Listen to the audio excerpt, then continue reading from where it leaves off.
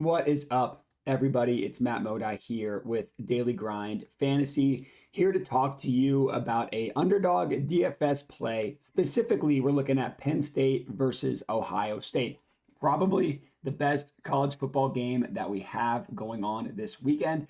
And I have an underdog DFS slip for you guys to tail. I found this slip using the Daily Grind Fantasy correlation tool. If you're not familiar with the correlation tool, it is absolutely incredible. What it does is exactly what it sounds like. It finds slips that are directly correlated and then it puts them into one entry together. A lot of the sports books are going to heavily misprice and juice down the odds that you're getting if you are taking correlated slips. These DFS platforms don't do that. Every single 5-leg entry is going to 25x your money, regardless of the individual plays that you add. Whereas if you take a correlated slip on the sports books, like I said, they're going to heavily juice the odds out of your favor. They're going to make them the payouts significantly lower than what they should be. DFS sportsbooks don't do that.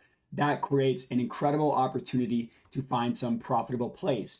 And the results really speak for themselves. These are the results from every single slip that showed up on the correlation tool starting in August 18th, up 282 units with an ROI of 33.02%. For reference, 282 units means that if you are a $10 unit bettor, you would be up $2,800 since August just on these correlated slips. It's absolutely incredible. Amazing profitability. And it makes sense when you think about it, right? Part of the correlation tool, what it looks at is, okay, it looks like the quarterback is more likely than not to go under his passing yardage prop. Guess what? It's also more likely that the receivers go under their receiving yardage prop. If the quarterback goes under, it's more likely than not that the receivers go under. Now, obviously, it's not a one-for-one comparison, meaning every single receiver is going to go under if a quarterback also goes under, but it's just more likely. That's what the whole correlation is giving you, the more likely plays that are directly positively correlated together. And then the cool thing I like about the correlation tool, it gives you the correlation score, and then it gives you the profit margin. So one thing that you need to keep in mind with the correlation score, what it does is it uses the correlation coefficient for each leg. It looks at each leg and it basically assigns a percentage of how directly correlated these the individual plays are. Obviously, you want this number as close to 100% as possible. 96% is really good. And then to the left here, profit margin, it factors in the correlation score. And then also what the profit margin looks at is the individual profit margin of each individual leg. So you add up all 5 picks, what the profit margin is, you add in the correlation score, and you get your profit margin. 250% profit margin, that part is pretty good. Now to talk about the slip, I'll give you the first leg here.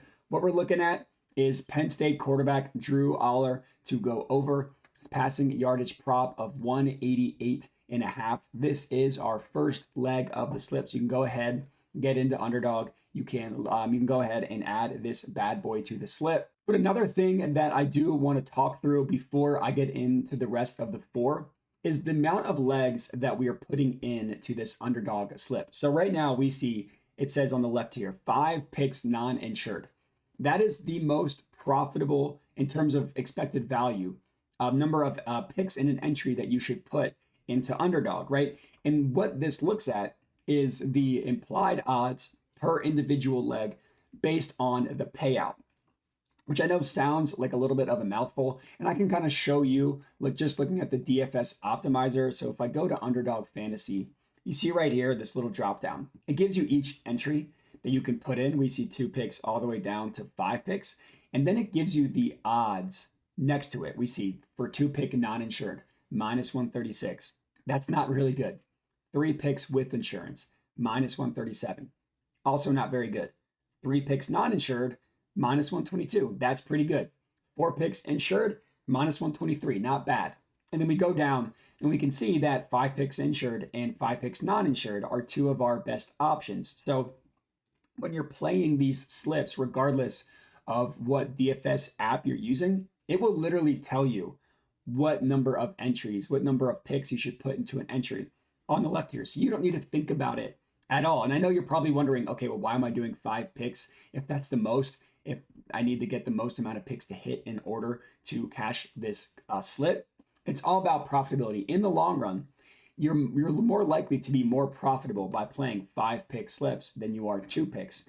And it's because of the implied odds, the minus 136 implied odds. So that's just a couple notes when it comes to DFS that I do want to talk through. And another cool part about the slip is that you can filter specific to what book you're using, what league you're using. Right now, it's just college football and NFL, but NBA season is starting soon. They're adding that soon. They're also adding esports as well. And if you don't follow the DGF guys on Twitter, X, whatever you want to call it, they are making a killing with these CSGO, with these esports plays. So getting that added to the correlation tool is very exciting. And then you can filter for a specific game, right? If you know you're going to want to look at Thursday night football, Monday night football, Sunday night football, a massive college football game like we have right here, Penn State versus Ohio State.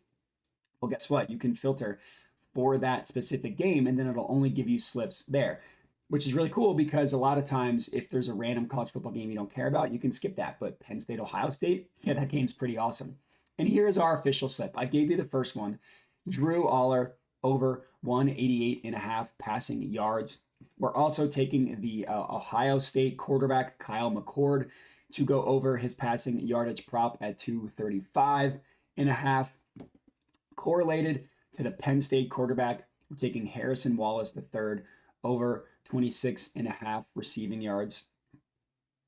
As I mentioned, if a quarterback goes over, it's more likely than not that the receiver goes over, and the opposite is true as well. In this case, we're all on overs, so those are the correlated slips. And then we're also going with reception props as well.